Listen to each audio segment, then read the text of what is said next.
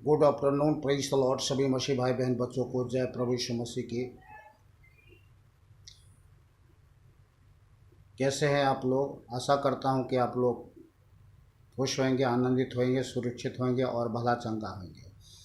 कल मैं वीडियो नहीं बना पाया, मेरे पास समय नहीं मिलने के कारण से मैं वीडियो नहीं बना पाया और आप लोगों को बीच नहीं आया। इसके लिए क्षमा चाहता हूं। और आज मैंने प्रार्थना किया रात को कि प्रभु कल का वचन दिया जाए जिससे हम सबको आशीष मिले। तो प्रभु ने जो वचन दिए हैं मैं आप लोगों के बीच में रखता हूं। आप लोग वचन को ध्यान से सुने और आमीन के साथ वचन को ग्रहण करें। कुछ लोगों का जो सवाल है, नए भाई बहन बच्चे लोग विश्वासी आते हैं प्रभु के पास, तो उन लोगों का कुछ सवाल होता है। तो प्रभु ने उसी सवाल को उनके जीवन में जवाब दिया है और उसको मैं आपको सुना दे रहा हूँ। और ये ठीक जो है ये परमेश्वर की ओर से है, हमारी तरफ से कोई हमारे अपनी सोच विचार बुद्धि का कोई वचन नहीं है, बोल बात नहीं है।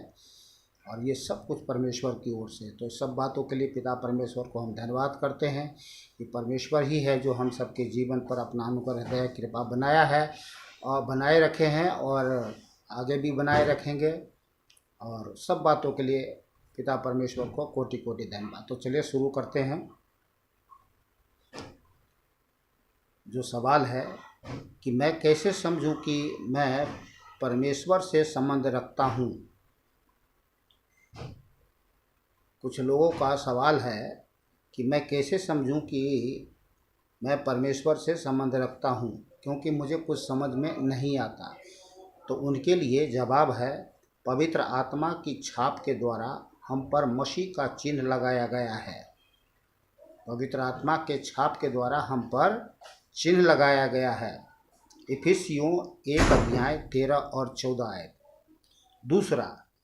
दूसरा सवाल, पवित्र आत्मा हमारी किस प्रकार सहायता करता है? ये सवाल है लोगों का, नए विश्वासी भाई बहन लोगों का।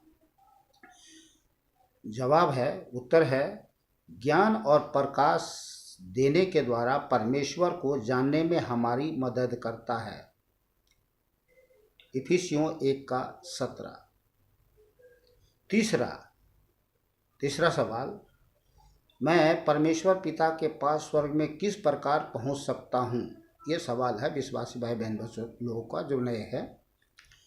तो उनके लिए उत्तर है, पवित्र आत्मा के द्वारा पिता के पास तक हमारी पहुंच होती है। किसके द्वारा? पवित्र आत्मा के द्वारा पिता के पास हमारी पहुंच होती है। इफिसियों 2:18 आयत। चौथा, परमेश्वर मंदिर कलीसिया और हमारे मध्य में किस प्रकार वास करता है? उत्तर है, परमेश्वर अपनी आत्मा के द्वारा हमारे मध्य में वास करता है। इफिसियों 2:22। पांचवा, परमेश्वर किस प्रकार प्रकट करता है कि अन्य जाति यीशु में क्षमा पाए हुए हैं? उत्तर सुन लीजिए, परमेश्वर के आत्मा ने इसको प्रेरितों और भविष्यद्वक्ताओं पर प्रकट किया। इफिसियों 3:4 से 6 आयत। छठा, मैं किस प्रकार से दृढ़ बन सकता हूं कि मसीह मेरे हृदय में वास कर सके? उत्तर सुन लीजिए, परमेश्वर का आत्मा हमारे भीतरी मनुष्यत्व को दृढ़ करता है। इफिसियों 3:16 से 19 आयत। सातवां, हम किस प्रकार अपने अंदर परमेश्वर के आत्मा की शांति स्थापित कर सकते हैं? ये बड़ी बात है। तो उत्तर सुन लीजिए, सभी प्रकार की कड़वाहट, बैर भाव से दूर रहने के द्वारा। ये जहर है। इफिसियों 4:30 से 32 आयत। आठवां, मेरे जीवन के लिए परमेश्वर की इच्छा क्या है? सवाल लोग ढूंढते रहते हैं कि भाई मेरे जीवन के लिए परमेश्वर की इच्छा क्या है। तो कुछ लोग जो पुराने हैं वो तो ढूंढ पाते हैं, जान पाते हैं, पर जो नए हैं उनके लिए थोड़ा सा कठिन बात है। तो उत्तर सुन लीजिए। आत्मा से परिपूर्ण होना, इफिसियों 5 अध्याय 17 से 18 आयत तक। 9वां, परमेश्वर के सिपाही का कौन सा भाग किसी भी बचाव से अधिक है? उत्तर सुन लीजिए। आत्मा की तलवार जो परमेश्वर का वचन है, इफिसियों 6 का 17 आयत।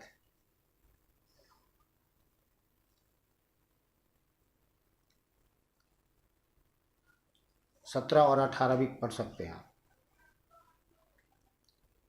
दूसरी बात, नंबर 1, पवित्र आत्मा उद्धार को हमारे जीवन में वास्तविक बनाता है, नंबर 1।